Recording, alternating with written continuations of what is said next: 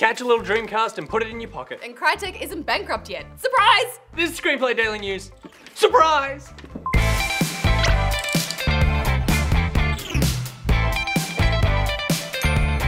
It's Thursday the 22nd of June. I'm Steph. I'm Nick. And if you're wondering why there's so much noise going on, it's because our TV set is out there and they're putting it together and lighting it, and it's very exciting. Yes, it is very exciting, so just bear with us. To our first news story. Sega is forever with a new mobile initiative for classic game titles. Sega Forever is the new software answer to Nintendo's NES Mini Classic console. Rolling out overnight were 5 Mega Drive games, including the original Sonic the Hedgehog and Altered Beast. So then they're going to be releasing new games every fortnight, and sort of they're going for Netflix of classic game titles, but made by Sega. Yeah, I mean, I think it's great. It's free.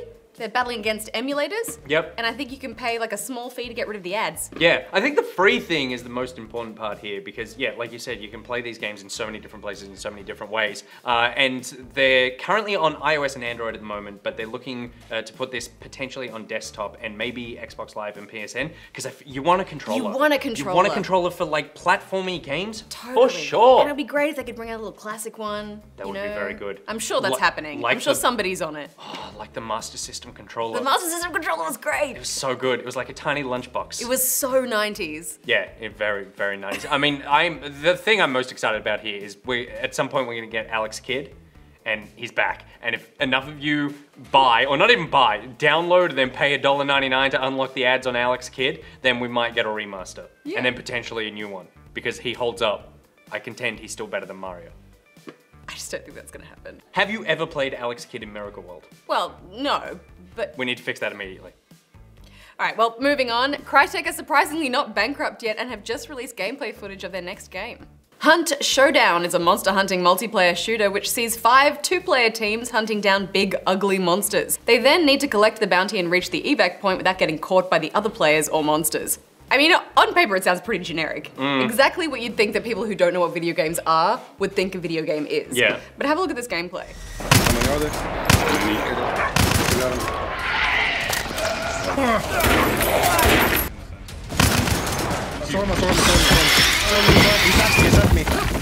I don't like it. It's swampy. It's just so, I mean, here's the thing with Crytek. They love, this whole game is just about reflections. They just, like, they love reflections, they love light, they love graphics. And that when you pursue that stuff so far, it loses all personality. And I know I'm judging from, I've watched a couple of minutes of gameplay footage, but it just seems so blah. It looks really nice, but it looks like a tech demo. It looks heaps blah. Yeah. Like, I'll probably give it a go because when it comes to games, I give everything a go, but I don't think I'll enjoy it. The thing is, it feels a bit like Left 4 Dead, right? Like that you got this team of people and you you're gotta make hunting it to monsters. the evac point. But Left 4 Dead had so much personality because it had a slightly cartoony art style and it had characters that were sort of like really identifiable and really fast-paced gameplay and action. The shooting here looks sort of clunky and stiff. And I know it's just an alpha and stuff, but even the footage we watched, it's not running that well. I don't know. I feel bad just ragging on it, but Crytek, it's time to put gameplay first, graphics second. Plus, I feel like it was, you know, everyone against the monsters in Left 4 Dead. This is like you're working with your team member, but then at the end, it's like you gotta shoot anyone who's trying to get away. That's true. That's true. awful. Yeah. But all credit where credit is due, the reflections look very nice. Well, in other news, Square Enix has blamed a DDoS attack for launch issues surrounding Final Fantasy XIV's Stormblood expansion. Even before the official rollout on Tuesday, players were experiencing connection issues, suffering extraordinarily long queue times for servers. People were quick to write it off as another unsteady MMO rollout, but Square are adamant that a DDoS attack is still underway. The nature of the attack means that user data such as credit card information is uncompromised. Overwatch's new map, Horizon Lunar Colony, has now rolled out across the planet and also the moon. Things obviously went a little south in this science lab, so I guess there's not much to lose letting the Overwatch gang loose to shoot it up a little more. Skull and Bones is getting a single-player campaign. According to Ubisoft, it will be integrated into the game rather than something that stands aside from the multiplayer. I don't know what that means, other than it's probably a PvE tutorial-style campaign that sets you up for multiplayer like Titanfall. And that was terrible. That's it for today's news. Remember, we are streaming this afternoon from 4 p.m. Australian Eastern Standard Time. That's twitch.tv/ScreenplayAU. And you can follow us on all our socials here in this general area.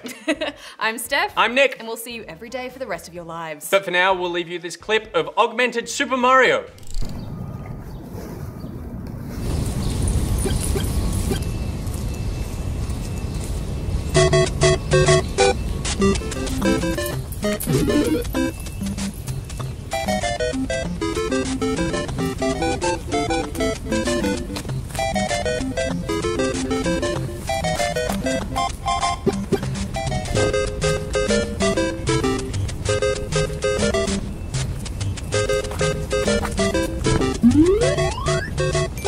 If they deliver anything short of excellence, Destiny 2 is going to look like a cheap knockoff action figure on a shelf of premium Ken dolls. Those smooth, dickless bastards get the job done.